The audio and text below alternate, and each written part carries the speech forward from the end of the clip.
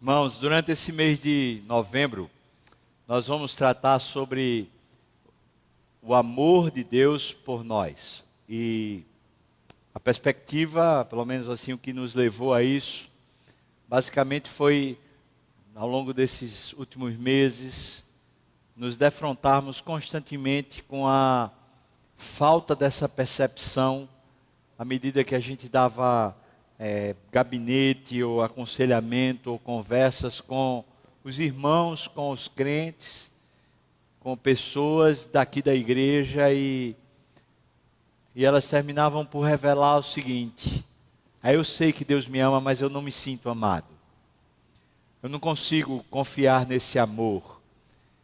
Coisas desse tipo começaram a me confrontar com o que é o evangelho de verdade para a igreja, a igreja das graças, para a igreja de Deus.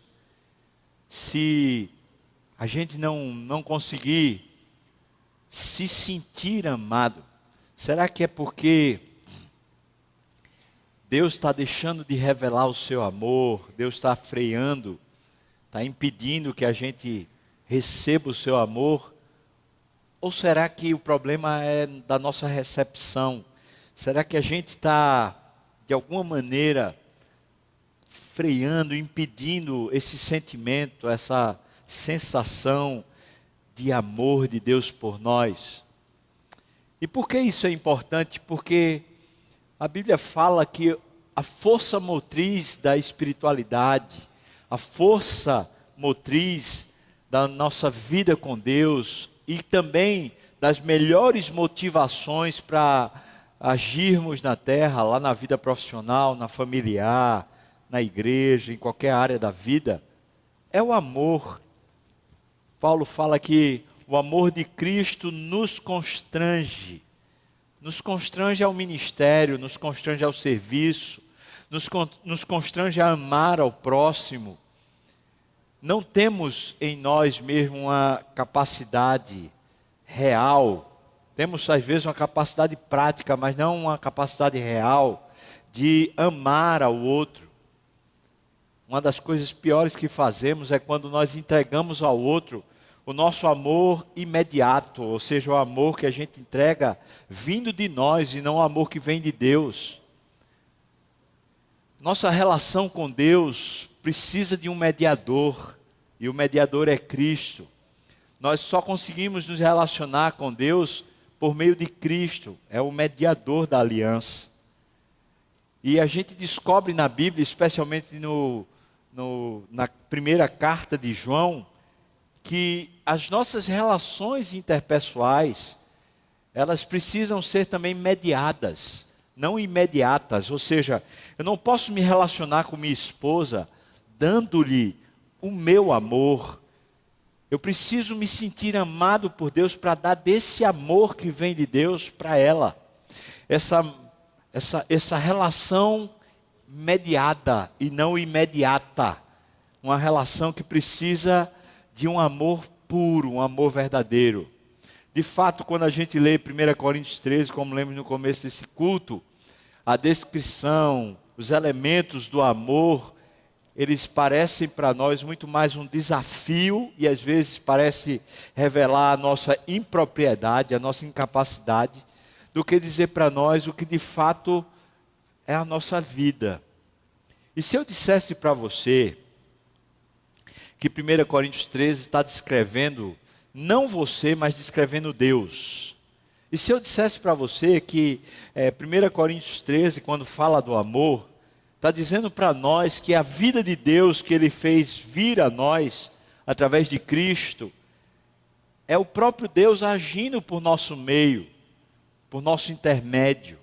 Por isso essa ação mediada, ou seja, eu sou um veículo, um canal da ação de Deus, e não simplesmente eu, protagonista da história. Se eu dissesse para você, como está escrito na primeira carta de João, que Deus é amor, e que toda revelação de amor precisa passar pelo ser de Deus de fato, senão é uma caricatura, uma desfigura, uma coisa meio pervertida. Lá, Paulo escrevendo aos Efésios, no capítulo 3, ele fala assim, que roga a Deus, pelas misericórdias de Deus, que eu e você conheçamos o amor de Cristo, para sermos tomados por toda a plenitude de Deus, o caminho de Deus para que a nossa vida espiritual seja viva, seja flamejante, seja pulsante, seja forte. O caminho de Deus é o amor dele, é nos sentirmos amados. E se eu perguntasse para você nessa manhã, de forma bem objetiva, você se sente, presta atenção na palavra sentimento, tá? Você se sente amado por Deus? A maioria das pessoas com quem eu tenho conversado, elas falam assim, eu sei que Deus me ama, mas realmente eu não tenho me sentido muito amado. Falei ontem aqui pela manhã na reunião de oração, que há duas coisas basicamente que têm atrapalhado a gente de se sentir amado por Deus. Primeira coisa é a nossa percepção meritória. A gente diz assim, eu não consigo me sentir amado por Deus porque eu peco, ou porque eu falho. E como Deus vai revelar o seu amor se eu peco, se eu falho? Essa é uma visão muito distorcida, porque Deus prova o seu próprio amor para conosco pelo fato de ter Cristo morrido na cruz, sendo nós ainda pecadores, ou seja, a revelação de amor de Deus para nós, não vem depois que somos santificados pela verdade, mas vem antes até mesmo disso, ou seja, se sentir amado por Deus não pode vir a partir do nosso esforço, nem da nossa consagração. Se sentir amado por Deus é ato de fé, é crer que Ele me ama, apesar de mim. Mas o segundo processo, a segunda causa que tem atrapalhado esse sentimento, essa percepção do amor de Deus por si, é o fato da gente muitas vezes estar envolto em circunstâncias adversas. As crises, os problemas, malquerências, a gente está debaixo de pressão constante. Os problemas da vida é como se fosse uma névoa que impede a gente de ver claramente que Deus nos ama. Então nós ficamos interrogando, olha, não objetivamente fazemos essa interrogação, mas lá no fundo, subjetivamente, lá na alma da gente fica a questão assim, poxa, se Deus me ama, por que é que eu estou passando por essa situação? Se Deus me ama, por que é que Ele deixa eu ficar doente, ou minha esposa, ou meu filho, ou sei lá. Se Deus me ama, por que é que eu estou passando por esse aperto financeiro? Se Deus me ama, por que é que as pessoas me humilham? As circunstâncias adversas, é como se elas tivessem um poder, não sei que poder é esse, mas é como se elas tivessem um poder de impedir a gente de se sentir amado. E isso advém, isso acontece, porque a gente está querendo que Deus seja uma espécie de lâmpada, ou melhor, gênio da lâmpada. Ou seja, Deus teria que ser para nós uma pessoa que faz os nossos gostos e faz as coisas que nós necessitamos, conforme o nosso entendimento, para que a gente se sentisse amado. É como se a gente fosse um bocado de criança mimada, que só se sente amado pelo pai quando recebe o brinquedo, recebe a coisa que ele quer. Quando Deus repreende, como um pai amoroso, ou quando Deus diz não, como um pai cuidadoso, ou quando Deus simplesmente faz as coisas convergirem para o nosso bem através do mal, porque todas as coisas cooperam para o bem daqueles que amam a Deus. Quando Deus usa esses outros expedientes, é como se a gente não conseguisse mais perceber que Ele ama. O problema é percepção. Deus não parou de nos amar. Eu me lembro aqui de Jeremias, o profeta chorão, chorando, era o que ele fazia. Acho que ele fazia melhor era chorar. E ele está chorando com uma memória muito triste. Ele vê os muros da cidade de Jerusalém queimados e destruídos. Ele vê cada uma das casas que ele conhecia tão bem, dos seus amigos, seus familiares, a dele própria, queimadas e destruídas. Ele vê caveiras e corpos de pessoas que eram seus amigos no centro da cidade, empilhados como se fosse uma pirâmide. Ele vê o desterro de filhos e filhas de Jerusalém que foram levados cativos para a Babilônia, e com as imagens de sofrimento, daquela calamidade chamada deportação para a Babilônia, Jeremias chora e fala com Deus dizendo: Senhor, quem pode suportar esse negócio? E então ele diz: eu quero, veja só, irmãos, ele não está conseguindo se sentir amado, então ele fala: eu quero trazer à memória o que me pode dar esperança. Então ele passa a lembrar dos atos de Deus contínuo. Ele fala: as misericórdias do Senhor são a causa de não sermos consumidos. Grande é a sua fidelidade. Elas se renovam a cada manhã. Ele está se lembrando de atos contínuos de Deus. Deus não parou de amá-los. Eles estão passando pela pressão, eles estão passando pelo sofrimento, mas Deus não desistiu. Deus insiste em amá-los. Deus continua renovando a aliança, renovando o favor, renovando o cuidado. Eu queria chamar você para se deslumbrar com Deus durante esse mês, para encher sua alma de carinho por Deus e poder transbordar esse amor para o próximo, pregando o Evangelho, conectando pessoas, trazendo pessoas a Cristo, mesmo dentro da sua casa, trazendo até os crentes para Cristo, trazendo até as pessoas que você conhece, que já têm o Evangelho, para o Evangelho, puxando-nos uns aos outros para Deus. E para isso, irmãos, não tem ninguém melhor do que o próprio Cristo revelando o amor. Já que Deus é amor, Jesus é a personificação desse amor na sua própria vida. Eu queria convidar você a abrir a sua Bíblia lá no Evangelho de Lucas, capítulo 17. A gente vai ler do versículo 3 até o versículo 19. As palavras que estão lá em 1 Coríntios dizem assim: o amor é paciente. Depois diz: o amor é benigno. Cada culto desse mês a gente vai estar falando sobre uma característica do amor, uma característica de Cristo revelada na sua vida. E a gente vai usar esse texto para pensar sobre a benignidade revelada por Cristo, revelada de Deus através de Cristo. Capítulo 17 de Lucas, a partir do versículo 3, por favor acompanhe comigo, diz assim a palavra: cautelai-vos. Tome cautela com você mesmo, não com o outro, tá? Se teu irmão pecar contra ti, repreende-o. Se ele se arrepender, perdoa-lhe. Se por 7 vezes no dia pecar contra ti, e 7 vezes vier ter contigo dizendo: estou arrependido, perdoa-lhe. Então disseram os apóstolos ao Senhor: aumenta-nos a fé, Senhor.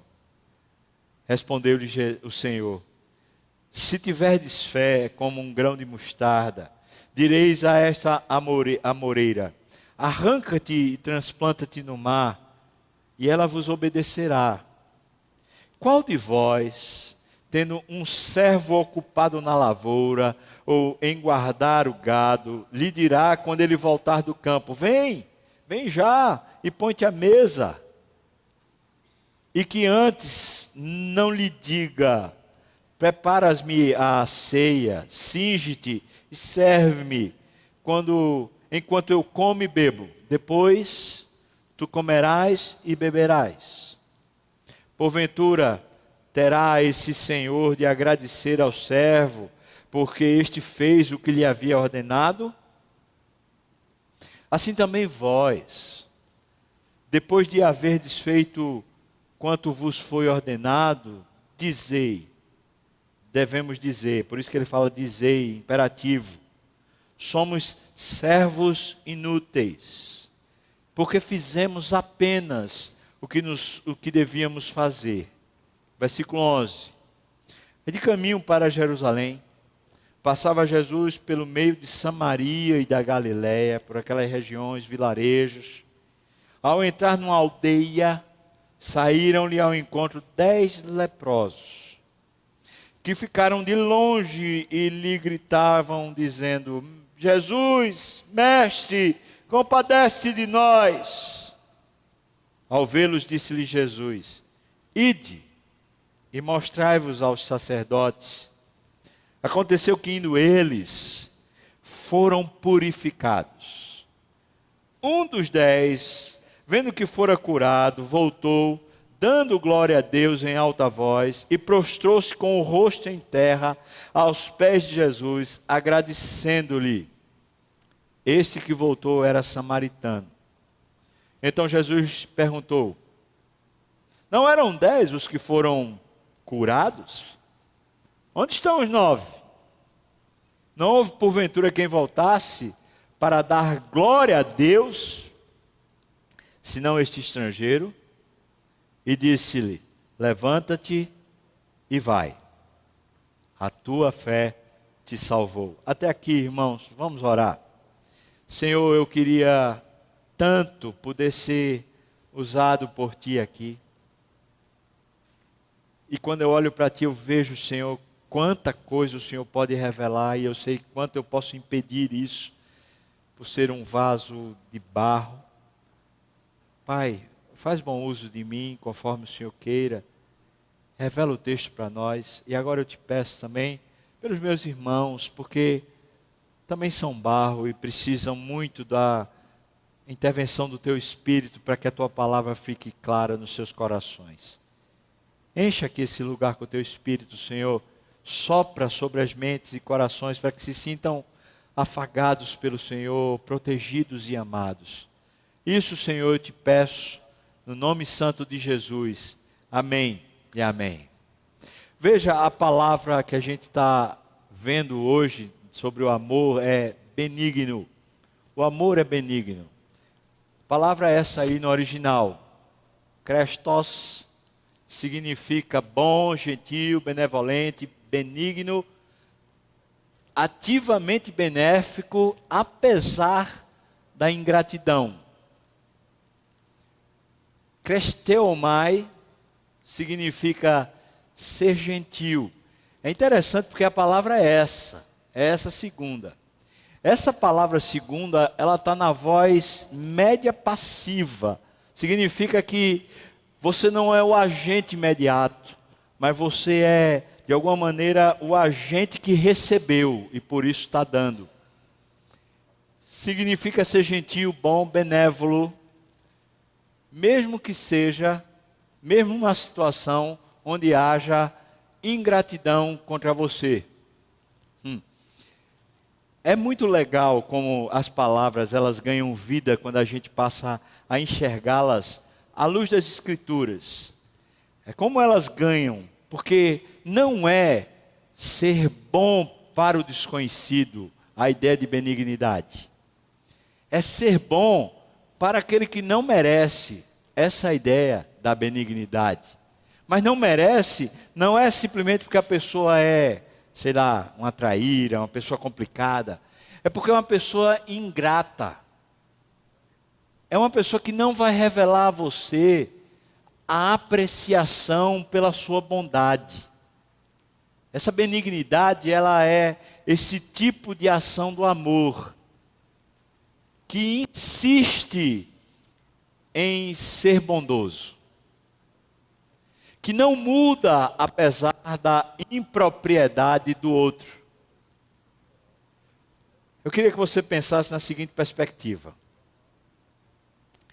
se Deus resolvesse só corresponder, só dar a você o que é bom, depois que você agradecesse cada ato de bondade dele. Não sei se eu me fiz claro. Vou propor de novo, falando com outras palavras. Propor o seguinte: você só receber atos de bondade de Deus à medida que você fosse grato por cada ato de bondade de Deus. Vou dar um exemplo para ficar mais claro. Vamos pensar assim: Deus faz o sol, faz o dia nascer a cada manhã como um favor, benevolência. Ele faz nascer sobre o justo e sobre o ímpio, do mesmo jeito. Então, a proposta é a seguinte: se a gente não reconhecer logo de manhã cedo, quando acordar, a bondade de Deus conosco, esse favor que está se estendendo sobre nós, então que a próxima bondade não venha, tipo o café da manhã, que aí ele não deixa a gente comer, até que a gente agradeça. Pai, obrigado pela manhã, obrigado por me fazer acordar, obrigado pela tua bondade de me fazer respirar, pela saúde, obrigado, Senhor Deus, por eu ter consciência, obrigado por ter inteligência, obrigado por ter capacidade de fluir falando, obrigado porque eu vou poder olhar o WhatsApp, vou poder responder um bocado de coisa, obrigado. Se não agradecer pelo que Ele já deu naquele momento, a próxima benignidade não virá. Amém, irmão? Topa? Você toparia dizer assim para Deus: Senhor, só me dê atos de bondade depois que eu agradecer o ato anterior da sua bondade? Você topa? Você entendeu? Ou ficou complicado? Quem topa? Ninguém topa. Por que não topa? Por que você não topa? É tão simples, é só agradecer. Estou errado? Ou não? É só agradecer. O que eu estou propondo é, cada novo ato de gratidão, a nova bondade do Senhor vem. Aí agradece essa nova bondade do Senhor, aí vem uma outra bondade do Senhor, e agradece, aí vem. Amém, irmãos? Topa? Quem topa? Meu Deus, eu estou vendo 9 leprosos, eu não estou vendo nenhum que voltou para agradecer. Será que é isso? Essa história dos leprosos é uma história, não é uma parábola. Eu queria que você pensasse na circunstância onde essa história está acontecendo. Jesus está debaixo de uma pressão gigante. São os últimos dias, essa é a última ida para Jerusalém. Jesus passou pelo Monte da Transfiguração e está transfigurado, ele está cheio. Mas debaixo desse monte, depois desse monte, veio uma opressão do inimigo.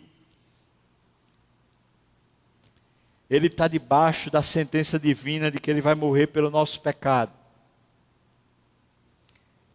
E ele está passando por uma vila, uma aldeiazinha, um povoado, porque ele não está indo pelo caminho principal. E sabe por que ele não está indo pelo caminho principal? Porque ele é uma espécie de bandido aos olhos dos líderes. Os líderes estão procurando uma ocasião para prender Jesus. E se pegasse ele ali no caminho, desavisadamente, eles podiam prender Jesus e levá-lo para a morte. Pensa você faz bondade a sua vida toda.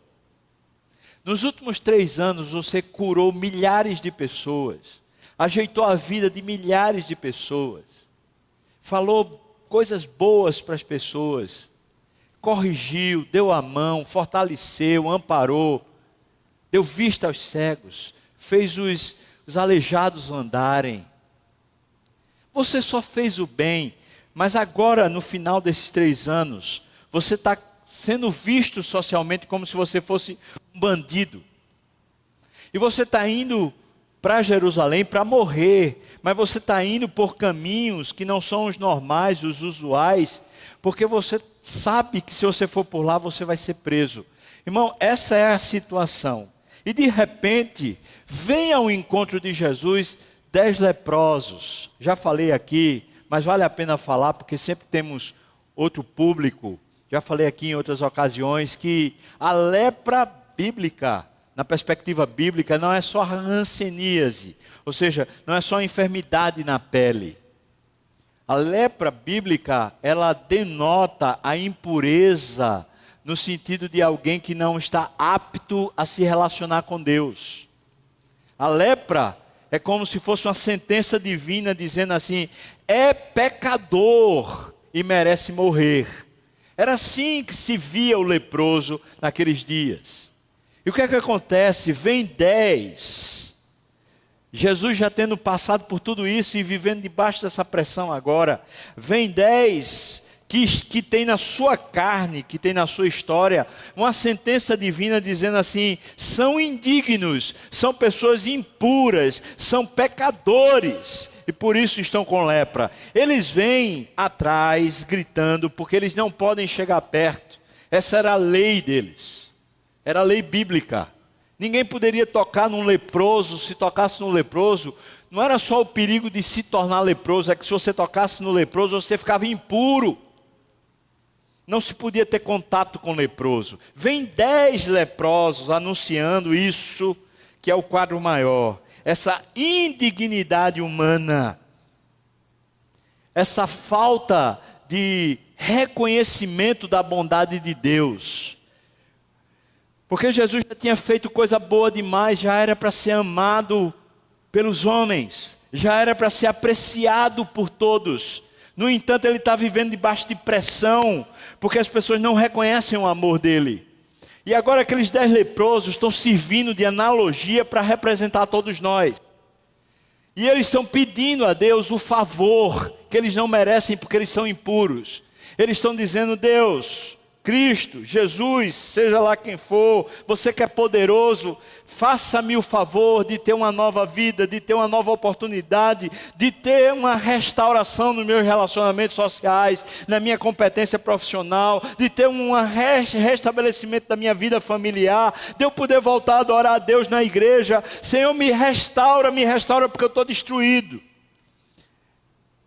Jesus olha para eles e fala assim: o que Jesus disse para eles, para o incauto, parece ser uma coisa de só menos. Mas para quem conhece o Velho Testamento, Jesus está dizendo para eles assim, quando diz, vão até os sacerdotes, Jesus está dizendo para eles: vocês estão curados, agora vocês precisam cumprir o que a Bíblia diz para vocês. Porque uma pessoa curada tinha que ir para o sacerdote se apresentar. O sacerdote iria aferir a cura. O sacerdote mediria, olharia centímetro, milímetro por milímetro do corpo e diria assim: de fato você está curado, agora você precisa se purificar diante de Deus, você curado. E como se purificava? Você precisava entrar nas águas e mergulhar nas águas, mas além disso você precisava oferecer um sacrifício a Deus. É isso que Jesus está mandando, está dizendo assim: segue o ritual de purificação porque vocês já estão puros. Eles vão ao sacerdote, os 10. Quantos voltam, irmãos? Quantos voltam? Um.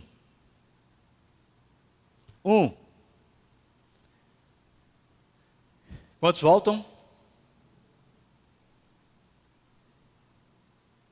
Quantos agradecem?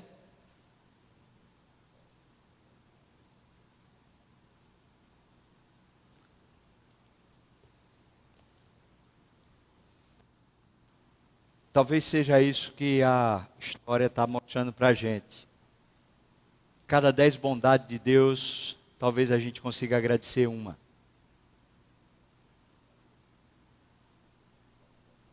A cada 10 vezes que Deus se move com amor em direção a nós, talvez uma consiga perceber, talvez uma a gente consiga agradecer.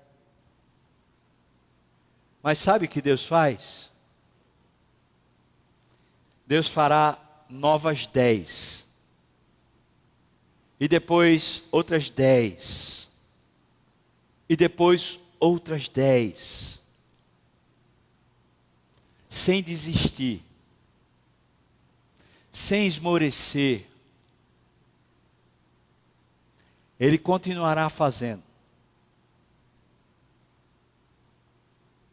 A ideia de benignidade, o amor é benigno, é isso. o ato de fazer a bondade num ambiente de ingratidão. Num ambiente onde já se sabe que não vai se receber o retorno. Isso me faz pensar que talvez a gente não se sentir amado seja a revelação melhor da nossa ingratidão. Como a gente é ingrato, a gente não consegue se sentir amado.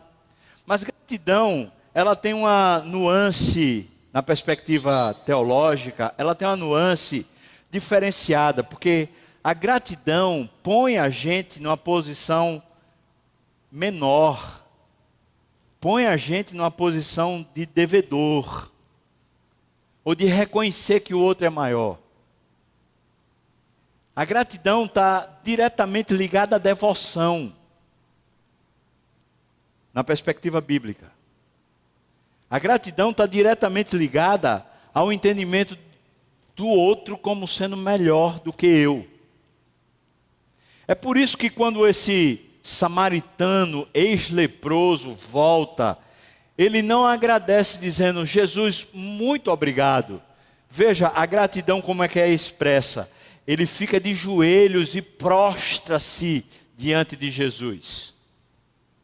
Eu acho muito legal a percepção de Jesus nessa hora, porque em outras ocasiões Jesus diz assim: levanta. Nessa ele não diz levanta. Antes de dizer levanta, ele conversa, porque ele está mostrando ali para os seus discípulos e para nós, esse princípio de se sentir amado, o que vai gerar em nós.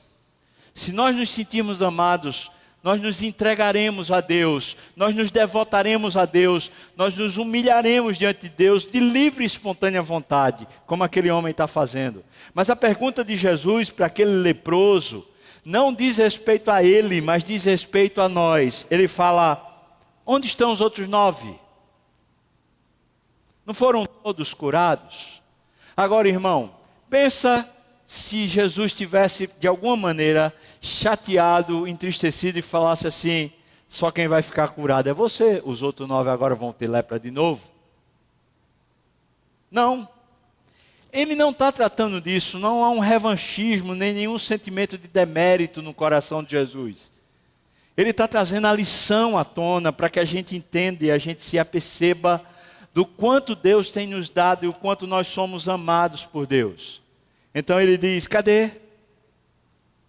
A pergunta, veja qual é: porventura não veio ninguém além de ti, estrangeiro, dar glórias a Deus? Gratidão, veja como Jesus está enxergando a gratidão. Não está enxergando a gratidão como se fosse a Ele, Jesus. Ele está enxergando a gratidão como sendo dar glórias a Deus. É um reconhecimento da bondade de Deus com aquele leproso, e não a bondade apenas de Jesus, homem, com aquele leproso. E o leproso está dando glória a Deus. E aí Jesus diz: levanta, vai em paz, está tudo certo agora. Porque Jesus aproveitou a oportunidade para ensinar a nós. Veja que dentro desse contexto, por isso que nós lemos os versículos anteriores, Jesus conta ou fala duas coisas que a gente precisa lembrar, para manter o nosso coração na percepção do amor de Deus. Duas coisas. A primeira é: quantas vezes é necessário a gente perdoar quem falta diretamente com a gente, depois que se arrepende? Quantas vezes? Ele fala: 7 vezes no dia o mesmo problema. 7 vezes no dia o mesmo problema. A pessoa chega para você e fala: olha, eu estou arrependido. Aí você diz: tá bom, tudo certo.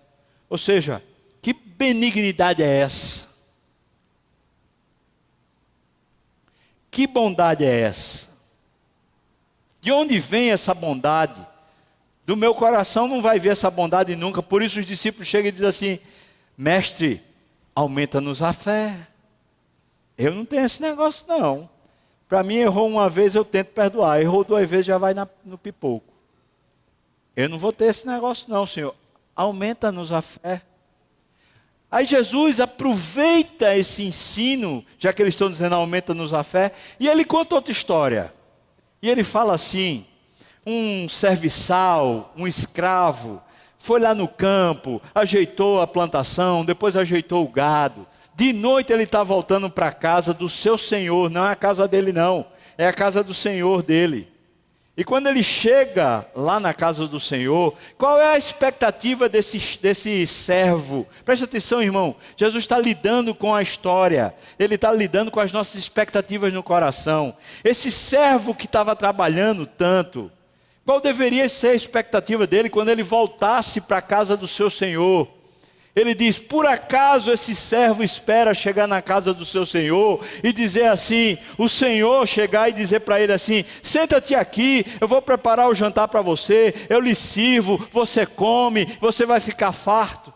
Não, a expectativa do servo quando vai ao encontro do seu senhor é chegando na casa perguntar ao senhor: o senhor quer a janta agora? Eu vou lá fazer. E o servo mesmo saindo do campo, tendo trabalhado, ele chega em casa, vai trabalhar mais e preparar as coisas para o seu senhor e vai servir ao seu senhor.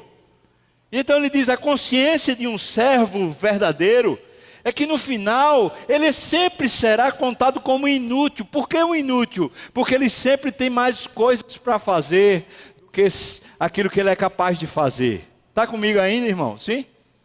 Na contabilidade no final eu sei que eu sempre tenho umas coisas para fazer, ainda estou devendo tanto daquilo que eu precisava fazer, que eu sou como um inútil. Eu não consigo cumprir as metas, eu não consigo chegar até o ponto de dar tudo aquilo que o meu Senhor precisa ou quer receber. Eu não consigo. Veja que aqui está estabelecido a base desse relacionamento com Deus. Porque não nos sentimos amados, mesmo Deus sendo tão benigno? É porque vez por outra nós estamos assumindo a posição de senhores. Nós estamos invertendo os polos e querendo que Deus faça para nós, em vez de nos apresentarmos a Deus, abrindo o nosso coração e dizendo: Deus, eis-me aqui. Eu quero ser teu, Senhor. Eu quero ser usado pelo Senhor. E tendo a sensação real da sua própria indignidade em perceber que nunca consegue chegar até onde deveria chegar. Mesmo que você seja muito esforçado, muito aplicado, muito santo, muito justo, mesmo que você tenha o melhor currículo, para o Senhor você ainda está no outro nível. É só um servo. Depois de você servir ao seu Senhor, você é servido. O texto parece apresentar para a gente, então, que aquele samaritano que volta e se prostra e adora e agradece, foi o único dentro dessa história toda que se sentiu amado. A benignidade de Deus alcançou ele. Porque ele olhou para si mesmo e se viu leproso. Ele olhou para si mesmo e se viu indigno, incapaz. E viu que ser restaurado e ter uma nova chance, ter uma nova oportunidade, era só bondade. Não havia mérito nenhum dele. Então ele estava de boa, ele era feliz, satisfeito, agradecido, se sentindo amado. Pessoas que se sentem amadas, elas podem sim doar o perdão, porque elas sabem, elas se percebem amadas. Pessoas amadas, que se sentem amadas, elas podem sim servir e continuar servindo, mesmo quando aparentemente o ambiente é só de ingratidão, de humilhação, de vergonha, de desmérito.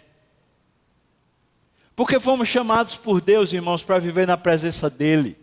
E esse mundo todo é de Deus e o Senhor absoluto do universo nos escolheu para sermos amigos dele, e esse é o nosso privilégio. Nós vivemos na presença dele, e esse é o nosso privilégio. Nós temos o Espírito Santo, o Espírito de Deus habitando em nós, e esse é o nosso privilégio. Nós temos constantemente a percepção e a relação com Cristo Emanuel, e disse: eu estou convosco todos os dias, até a consumação dos séculos. Nós temos um parceiro, um amigo que está ao nosso lado, continuamente, chova, faça sol. Como não percebemos, nós somos ingratos, mas mesmo sendo ingrato, ele permanece fiel, porque não pode negar-se a si mesmo, permanece ao nosso lado. Um Deus que não está contando nem contabilizando quanta bondade faz por você, mas que sabe que na hora que você descobrir o amor dele por você, a sua história mudará. Ele não mudará em nada, mas você será muito mais feliz e será muito mais cheio, pleno de Deus. Por isso não é você ser grato, é você se descobrir amado. Não é simplesmente você dizer muito obrigado, mas é perceber-se dentro desse meio maior, dessa coisa maior que é o próprio Deus dizendo para você: eu sou favorável a você, eu amo e insisto em lhe amar, eu me entrego e me dou a você. Isso é tomado por uma realidade de vida, do nascer do sol até o sol se pôr, de cada momento da existência, um Deus que continuamente se revela a nós em amor, sem compactuar com os nossos pecados, sem passar a mão e dizer não tem nada demais, porque tem. É o Deus que corrige, é o Deus que repreende, é o Deus que muitas vezes vai deixar faltar certas coisas que não nos são necessárias, a fim de corrigir o nosso coração e deixar o nosso coração leve, deixar o nosso coração como deve ser, não ansioso, não crítico, não irascível, não cheio de razão, mas um coração leve, um coração contrito, compungido, que o Senhor não despreza. O amor é benigno. Jesus é benigno. Eu não tenho em mim benignidade, mas você também não tem. Mas eu tenho Jesus em mim, e Ele é benigno. Eu tenho o Espírito em mim, e Ele é benigno. E toda vez que Jesus age por meu intermédio, a benignidade de Deus aparece na terra. E toda vez que o Espírito Santo age por meu intermédio, a benignidade de Deus visita pessoas. É por isso que Paulo diz: já não sou eu mais quem vivo, é Cristo que vive em mim. Quero fazer um desafio a você para esse mês. Como é que anda a sua vida devocional? Eu não estou falando só das suas disciplinas espirituais de leitura bíblica, oração, meditação, jejum. Eu não estou falando só das disciplinas, dos atos. Mas a minha pergunta é: como é que vai a sua devoção? Ou seja, seu coração enternecido. Esse coração cheio de prazer pela presença de Deus. Devotado, entregue. Como é que vai sua devoção? O meu desafio, pelo menos o que Deus tem dito para mim nesse mês, é isso. É buscar essa devoção a partir desse sentimento de Deus me ama. Descobrir e conhecer o amor de Deus. Conhecer as suas larguras, as suas dimensões, a sua profundidade, a sua altura. Mergulhar nesse amor e ver minha própria vida sendo corrigida pelo amor de Deus. Vendo as minhas faltas serem substituídas por santidade, pelo amor de Deus que me constrange. Ver o amor de Deus fazer muitas vezes a minha vida não ser mais minha, ser a vida dele. Por isso eu quero desafiar você, de uma maneira simples, eu acho, mas a buscar essa devoção, buscar esse sentimento: Deus me ama, eu me sinto amado por Deus.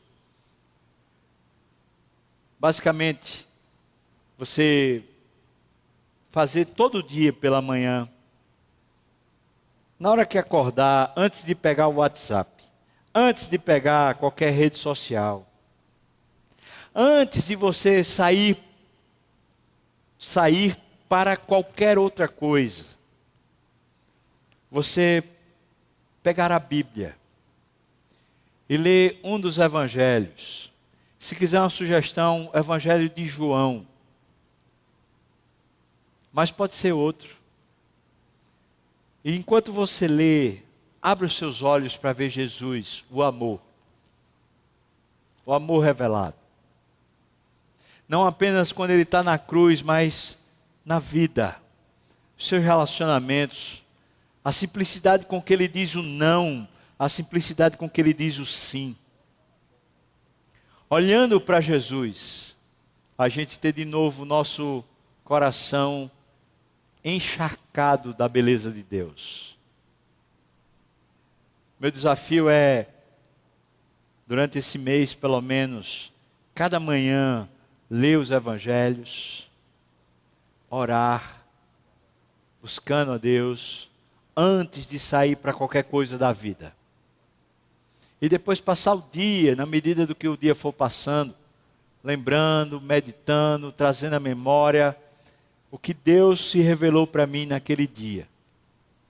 Quero chamar você, meu irmão, a isso, a uma devoção, a uma gratidão, a provar e desfrutar o amor de Deus.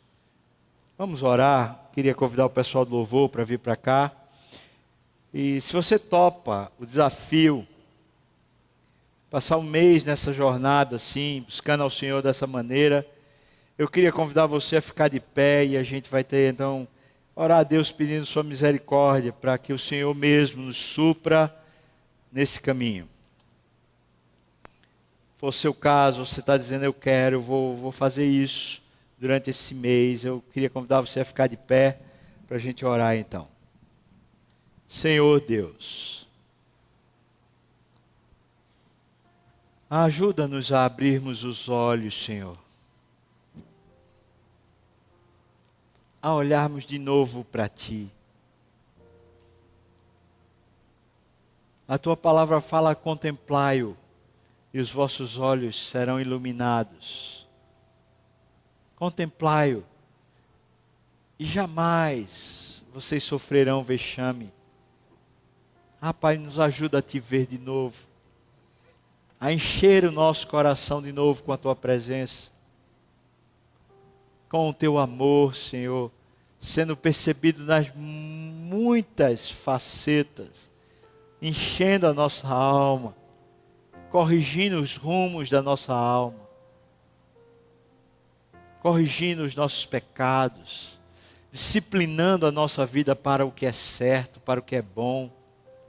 Ó Deus, ajuda-nos. Levanta-nos, Senhor. Lembra-nos. Ressuscita em nós a força e o poder do Espírito, Senhor. Isso eu te peço no nome de Jesus.